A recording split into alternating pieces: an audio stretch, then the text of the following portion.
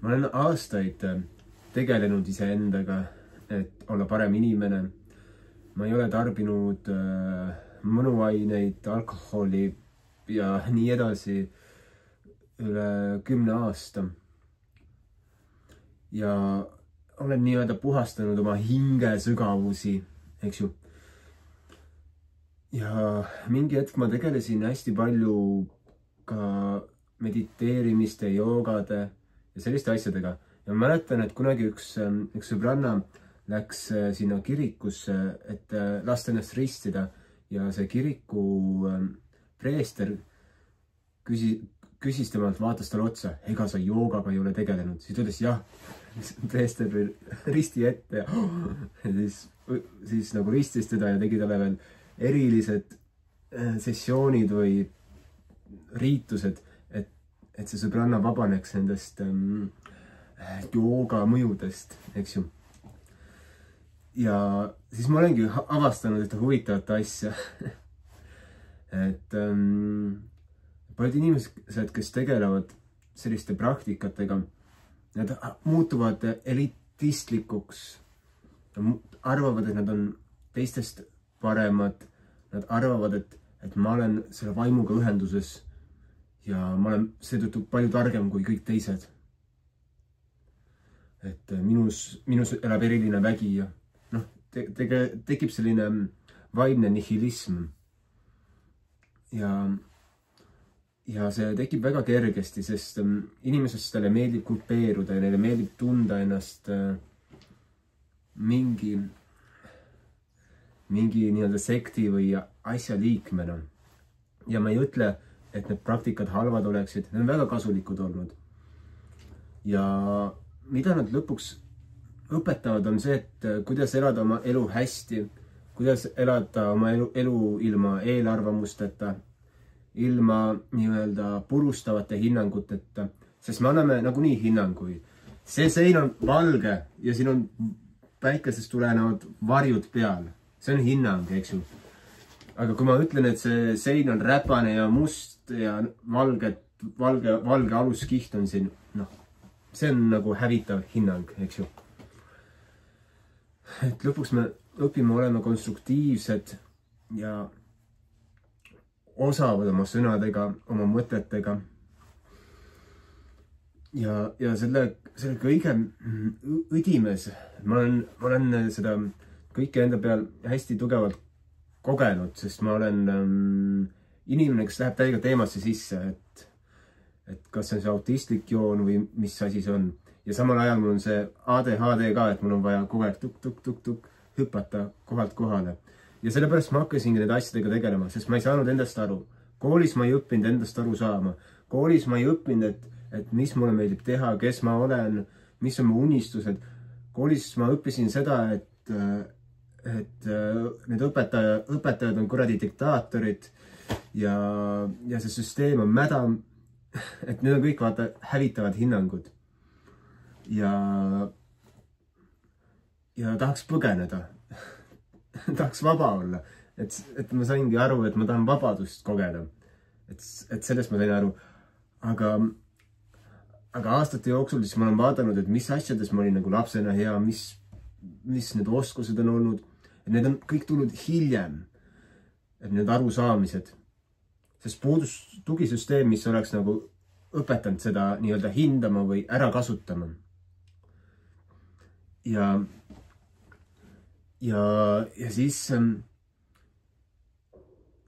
ma vahepeal mõtlen, et oleks saanud palju lihtsamini ka, et ei oleks pidanud nagu nii-öelda eemalduma ühiskonna nii-öelda mõtetest, ideoloogiatest, oleks võib-olla võinud ka normaalset tööd teha, aga siis tuleb juba see nii-öelda geneetiline pärilikkus, et mu isa ka ütles, et ta on ühe päeva kellegi jaoks tööd teinud oma elus ja siis hakkas ise tegema endale, et nii-öelda sisse sündinud ettevõtja. Et sellepärast on mul ka see saate podcasti nimi Ettevõtlik mina, sest ma näen ennast ettevõtjana.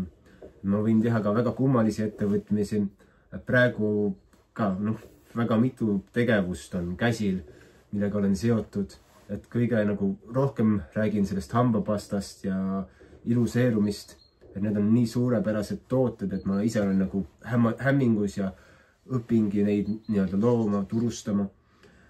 Aga selle nii-öelda ettevõtlusega seoses ma hakkasin kuulama Donald Trumpi raamatuid ja mul on läbi selle meedia, eks ju, olnud see eelarvamus ja hävitav hinnang, et see on nagu mingi nõme mees, tont.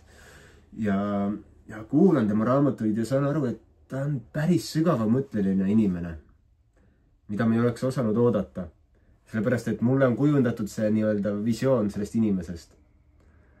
Ja ta teeb täpselt seda, mida igale lapsele võiks nagu õpetada, nagu lapsest saati. Et ta väga lihtsalt ütles, et lapsena ta ehitas nendest klotsidest pilvelõhkujaid. Ta tahtis hakata pilvelõhkujaid ehitama ja suurena ehitaski pilvelõhkujaid.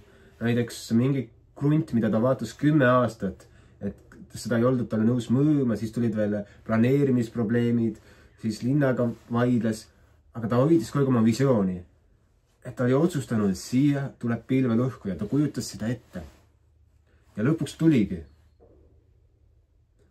Et see on tema selline printsiip ja ta teeb kõiki asju niimoodi, kõiki asju, mis ta loob. Et tal on ka see lühike, see nii-öelda tähelepanu nii-öelda oskus suunata tähelepanu lühikest aega ja samas talle meeldib minna sõvitsi. Ja ma kuulasin tema raamatut ja näen, et oot, mul on need samad omadused enda sees. Ahaa. Oleks ma nagu varem ka sellest aru saanud, et võttis nii kaua aega. Ahah, lihtsalt ole kindel oma visioonis, oma plaanis ja loo see. Vahet pole, mis see on. Et mida rohkem sa ennast puhastad, et sellest ma olen väga tänulik. Et seda nagu puhtamad ja toredamad need plaanid ja visioonid on. Et mis sinu see nii-öelda iluideaal on, mis sinu see loomise ideaal on ja siis sa loodki läbi selle. Hoiad seda oma visiooni ja plaani ja see ongi kõik need manifesteerimiste ja asjade ABC-d ja õpetamised, et ära osta neid kursuseid, ära mine nende õpetajate juurde, kui sa oled eksinud, kui sa oled kadunud. Kui sa otsid lahendusi, siis ära mine nende juurde. See on väga lihtne.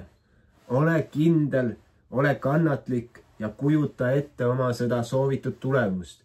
Seda nad õpetavad. Ja siis teine õpetus on see, et nagu lase lahti need emotsioonid, lase puhastuvad ja ole kindel, et siis sul tuleb see, et kindlasti sinu manifesteering toimib.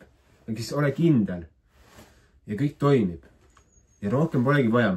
Aga siis mine nende õpetajate juurde, kui sa tunned, et sa oskad juba mingit asja ja sa tahad oma seda asja lihvida, nagu sa tahad olla see juveel või teemant, siis loomulikult mine nende juurde.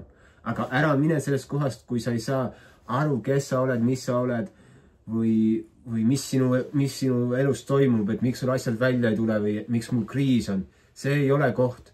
Kui sul on kriis, siis tegele teraapiaga, tegele selle visuaaliga, et sinu see soovitud tulemus, see on kindel, et see juhtub. Ja kui sa ei tea, mis see on, siis lihtsalt tee väikseid asju. Et näiteks kui ma lähen poodi, ma kujutan enne poodi minemist ette, mida ma ostan sealt poeriiulitelt. Et mul on juba plaan olemas. See on sama tegevus. Või kui ma näiteks lähen laeva peale, näiteks homme hommikul lähen laeva peale ja ma kujutan ette, kuidas ma sinna sõidan, mis seal tuleb, mis takistusi võib tulla, mis seal laeva peal toimub. Ma isegi kujutan päris täpselt ette, mida ma söön ja ma teen plaane, et see on strateegia, eks ju. Et see lihtsad asjad, et keegi kutsub külla, siis sa ju mõtled, kujutad ette, mis sa selga paned, kas sa viid mingi külakosti. Näiteks olen laupäeval minemas ühele inimesele külla ööseks ja tegema kongirännakut, siis ma mõtlen, et ma peaksin minema viima mingit sorti uhket külakosti ja ma ei suuda veel praegu välja kujutada, mida ma talle viin. Aga ma teen seda ja ma vaikselt ootan, eks ma olen ka kannatlik oma visioonidega, mul on mingi impulss, et ei pea olema alati suured asjad, et suur asi näiteks seal on müügis üks arendus ja ma kujutan iga päev ette, et kuidas me ehitame sinna küla. Et praegu ma olen neile ühe pakkumise teinud, mis tundub, et ei sobinud ja siis ma ootan kuni ma saan selle koha endale, et kui mul tuleb see järgmine impulss teha, kas teha järgmine pakkumine või kohtume mõne inimesega, kellel on huvi sinna investeerida, oma raha panna. Ma olen kannatlik ja ma tean, et ma ehitan sinna selle küla. Ja ma vaatasin, seal kõrval on üks teine maatükk müügis ja siis vaatasin, ostaks selle ka siis ära, et siis saaks nii-öelda suurema küla teha, et suur, hea, ilus küla. Küla, mis on tehtud lastele. Küla, kus inimesed saavad suureks kasvada ja ka vanaks kasvada ja küla, kus kasvavad ka noored. Küla, mis on tehtud lastele. Ja küla, mis majandab ennast, mis kasvatab oma toitu. Küla, kus inimesed teevad koos asju. Küla, kus on oma kool. Küla, kus on oma kogukonna maja, et inimesed saavad tulla kokku ja tähistada, pidutseda, vahest süüa lihtsalt koos lõunasööki pühapäeviti. Lihtne unistus ja seda ma soovin ja seda ma teen ja seda ma kujutan ette ja ma ei anna alla, ma ei lähe ära, vaid ma soovin ja ma kujutan seda ette. Ma soovin detsentraliseeritud Eestit. Ma soovin detsentraliseeritud maailma. Maailma, mis koosneb küladest, kogukondadest, mis loovad otsuseid ja ühtsust. Palju rohkem kui see nutiajastu, eks ju. Vot, sellised mõtted, et soovid omale hambapastat, iluseerumit, siis palun kirjuta mulle, liitu meie Telegrami grupiga ja nii ongi. Nägemist!